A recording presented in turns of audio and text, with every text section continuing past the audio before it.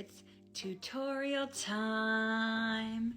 This is tutorial 5 for the high-low temperature blanket, and today is January 2nd, so we are going to be making the first block of our 2023 temperature blanket. I'm going to my website of choice, looking at the high and the low temperatures for the day, and I'll be plugging it into my spreadsheet.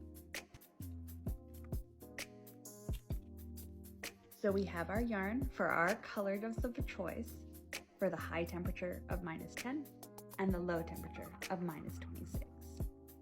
So you're going to take your color for the high temperature and that's what you're going to cast on with.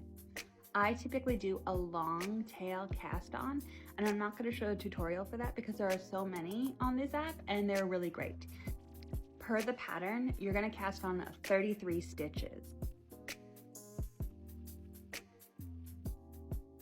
Once you've cast on, you're going to knit back across this first row.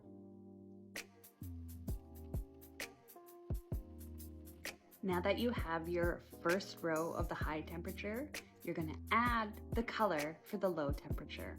So you're going to knit a row for the low temperature in your low color, but when we get to the middle, we're going to do a decrease, and this is what's going to give it our shape. So if you're following the pattern, you should knit 15 stitches with this low color.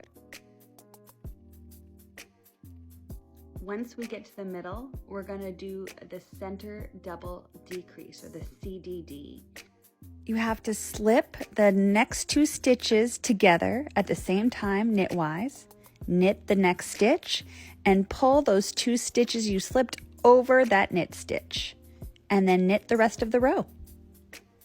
You should have 2 stitches fewer than what you cast on. So if you cast on the 33, you should now have 31 stitches. And we're just gonna knit back across in our low color. Keep repeating that pattern until you are left with 3 stitches at the end.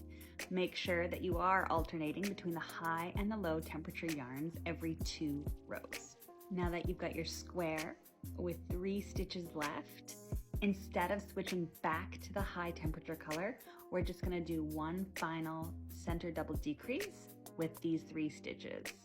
We've got 1 stitch left on the needle, so we're going to cut both yarns, just leaving a little bit left. And we're going to actually run those 2 ends through that final loop. I'm going to tighten it.